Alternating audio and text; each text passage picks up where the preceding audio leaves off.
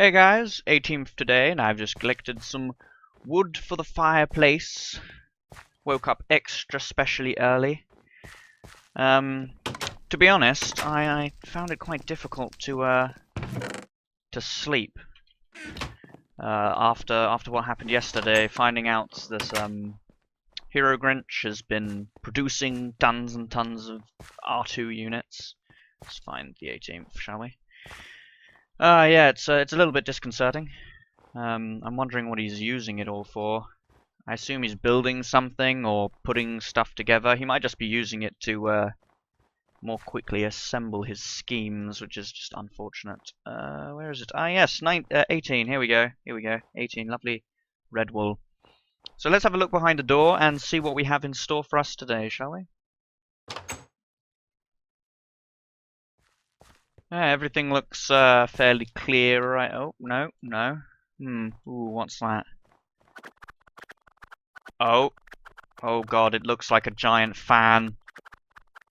No, come back. Damn it. I figured. Oh god. Oh, the fan's too powerful. Oh, no. Is there anything left that I can use? Oh god. Gotta keep out of the air current. It blew away half of the present. It's only made out of cardboard and string material. Yeah, must get to the fan. No, can't easily turn it off. Ah. I bet you this is one of the things that he's using those R2 units for, building machinery to make my life worse and his life easier. Oh god. Oh well.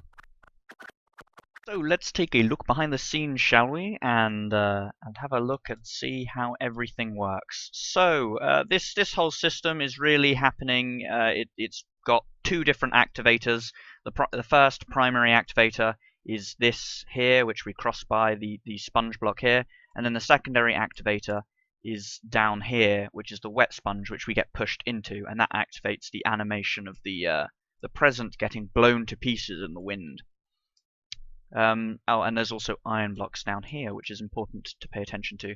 And the fan is all centered around a bat, because we already know how I like to use use bats as that kind of thing.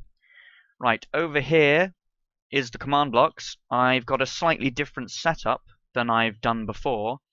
This here controls the fan itself, and if we actually put this here, we can see how it functions. So the redstone block is moving from here to here to here to here. These commands are setting the next block along, and then this command is setting the block underneath it to air. So what happens is you have this redstone block that slides down the line, and then the last one on the line sets it back to the start, so it just keeps going backwards. And that's what this activator is checking for. It checks for when we're over sponge, and then it fills in this block here and this block here. This block here runs this repeat command block that says that while we're over the top of iron, so detect iron 2 blocks under us, it will teleport us in that direction and just a little bit up. That helps it look like I'm sort of being blown off of the ground a little bit. So that will be running, but we won't run that because we actually want to go over there and check.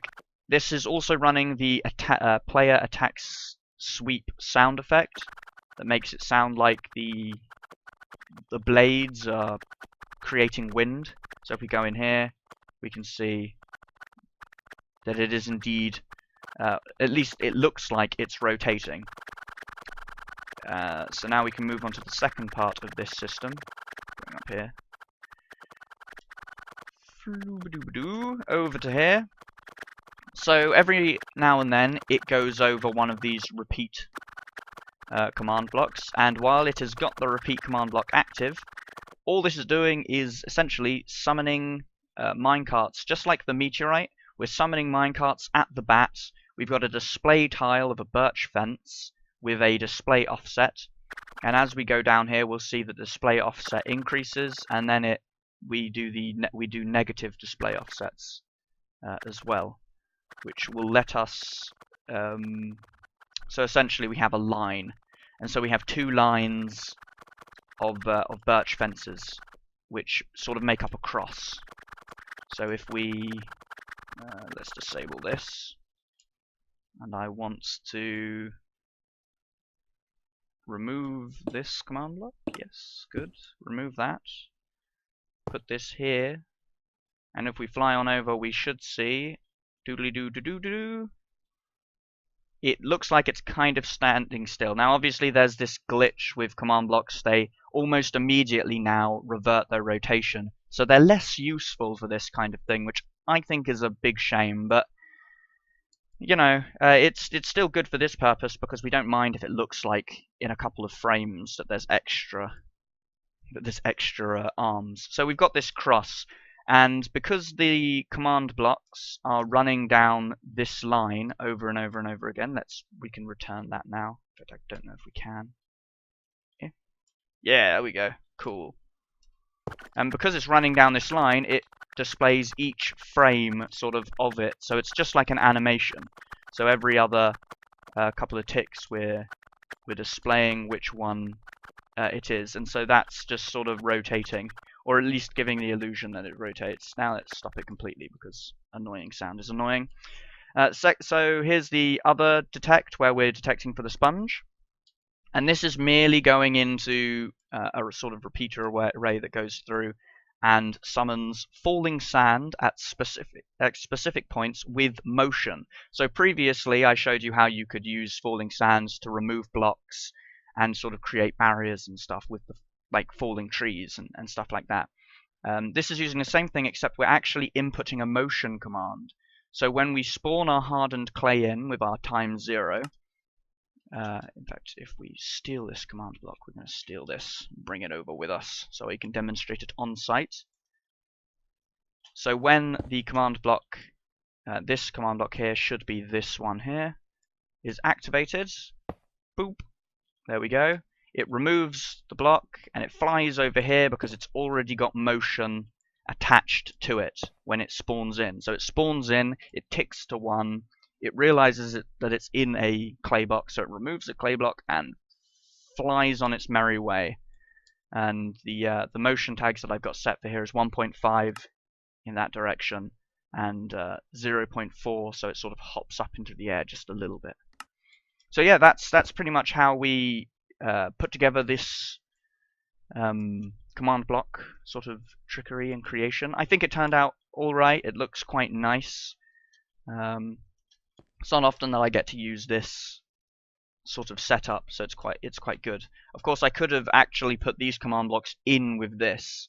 Oh, and it's also important to note that we have a kill command for minecarts at the end. If you don't do that, you get a lot of minecarts very, very quickly.